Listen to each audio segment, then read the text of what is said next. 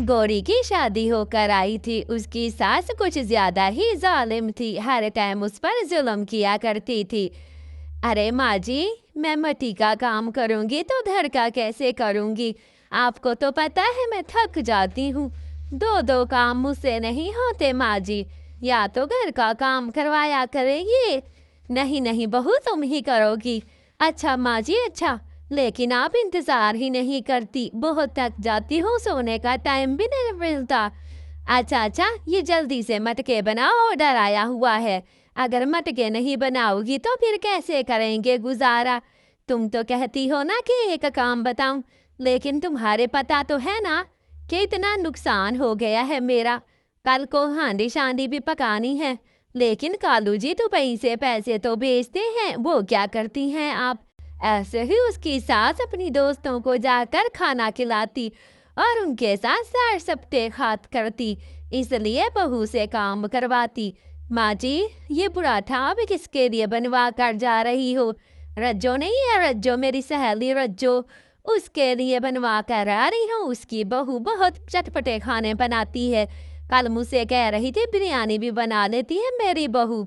देख मेरी बहू काम चोर, एक काम कहो तो 10 बहाने बना लेती है। ये गर्मी है, ये है, वो है, सब बहाने कहीं ना कहीं से निकाल लेती हो। तुमसे तो रज्जो मेरी सहेली अच्छी है। माँ जी, ये अचार डालना है क्या? आज ही डालना है क्या अचार? हाँ, तो कल के लिए रखोगी अचार को? आम खराब नहीं हो जाएंगे? माँ जी, मिसाले का तो मुझे पता नहीं लगता, आप ही मिसाला डाल दीजिए। क्या सीख कर आई थी अपनी माँ से? ऐसे ही हाथ हिलाती आई थी क्या? ऐसे ही वो अपनी सहेली रज्जो के पास चली जाती है। रज्जो, तुम्हारी बहू तो बहुत काबिल होगी। मेरी बहू तो एक काम करती है, 10 बहाने बनाती है। रज्जो, तुम तो बड़ी खुश नसीब हो कि अमीर बहू लेकर आई हो, और दहेज में भी इतना सामान लेकर आई है। काश तुम्हारी किस्मत मेरी किस्मत होती और मेरी बहू भी ऐसे ही जहेज में घर लेकर आती, और अच्छे अच्छे जो है प्यारे प्यारे से जो है सामान लेकर आती। हाँ हाँ, ये तो बिल्कुल। मेरी सहेली रज्जो है ना, क्या हुआ माँ जी उसे? मैं खाना बना रही थी आपके लिए। आप तो खाएंगी ना, आपको तो भूख लगी होगी।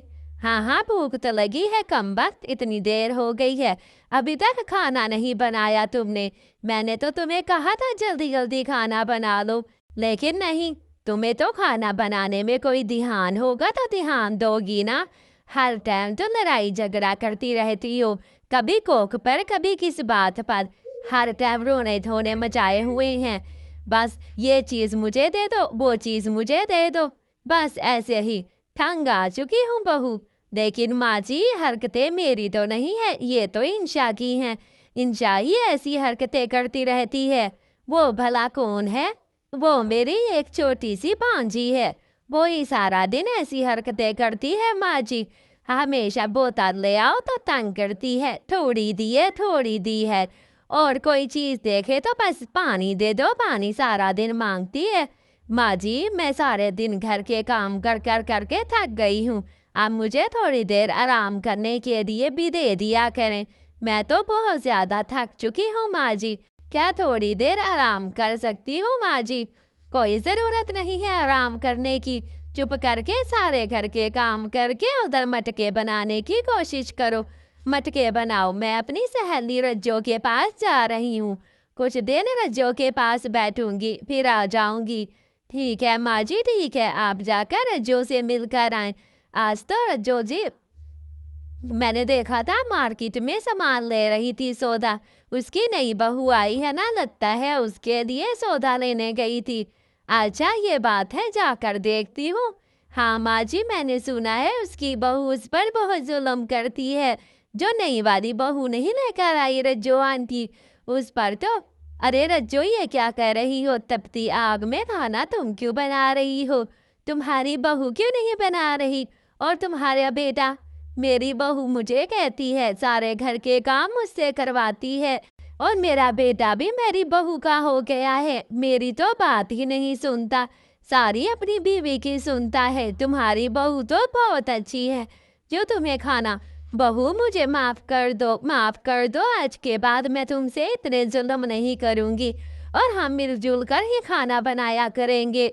मुझे तो मेरी दोस्त रज्जो ने मेरी आंखें खोल दी हैं। मैं तो हमेशा तुम्हारी बुराई करती थी, लेकिन तुम तो बहुत अच्छी हो मेरी बेटा।